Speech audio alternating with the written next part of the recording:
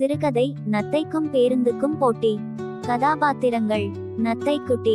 நத் மெதுவான, புத்திசாலி, நம்பிக்கை கொண்டது. பேருந்து. பூம் வேகமான, சிம்மித்து பேசும், நகைச்சுவையானது. ஸ்ரீதா 7 வயது குழந்தை, தயவுள்ளவள். பூச்சி கூட்டம். வாசல் வழியில் உற்சாக சியரிங். பள்ளி மணி. கதை முடியும் இடத்தில் வெற்றியின் அடையாளம்.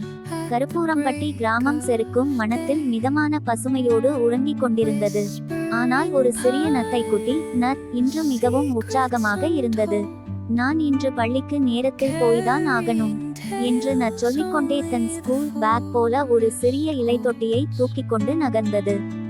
அதே நேரத்தில் வழியிலிருந்து ஒரு பெரிய பேருந்து பூம் என்ற சத்தத்துடன் வந்து சேர்ந்தது. அதன் மேல் கண்களில் வெள்ளை மூக்கு வழி, கண்ணாடி மற்றும் ஒரு பெரிய ஹார்ன். பூம், அடடா, நீயா பள்ளிக்கூடத்துக்கு? நான் ஒரு வினாடியில் போயிருப்பேன். நீ ஒவ்வொரு இன்றும் மெதுவா. ஆஹா. நத் அழகாக சிரித்துக்கொண்டே, விடியற்காலையில் சூரியனும் மெதுவா வந்தான். ஆனா தினமும் வருதே. பேருந்து சிரித்துக்கொண்டு சின்ன புயலை எழுப்பிக் கொண்டே போயிற்று. ஆனால் நத் தனது பாதையில் மெதுவாக போனது. வழியில் தொடங்கும் பயணம். நத் பயணிக்கின்ற வழி சாதாரண ரோடு இல்லை. அது மெதுவான குட்டி வழி. மரச்சாயல்கள், இலைகள், சிறு பூச்சிகள் எல்லாம் ஒரு ஊர்வலமாக இருந்தது. ஒரு இடத்தில் ஒரு வெள்ளை எறும்பு வந்து, நத், பேருந்து நீண்ட நேரம் முன்னே போயிடுச்சு. நத், சரி, ஆனால் நான் என் வேகத்தில் செல்வதில்தான் நம்பிக்கை வைச்சிருக்கேன். பேருந்து சிக்கல்.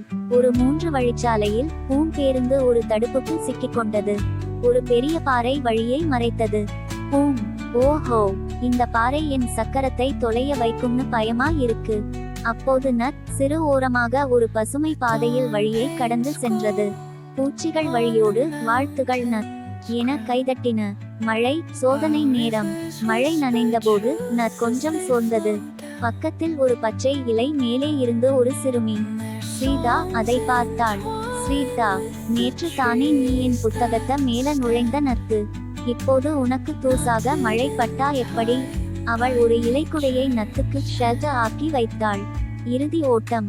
பள்ளிக்கூடம் அருகிலிருந்தது. பள்ளி மணி இன்னும் ஒலிக்கவில்லை. பேருந்து மீண்டும் வேகமாய் பறந்தது. பூம், நான் வந்துடுறேன். யாரும் என்ன தாண்ட முடியாது. நத் மெதுவாக, ஆனால் நிலையான விருப்பத்துடன் பள்ளிக்கூடத்தின் வாசலை வந்தடைந்தது. மணி அடிக்க அதற்குள் அது உள்ளே நுழைந்தது.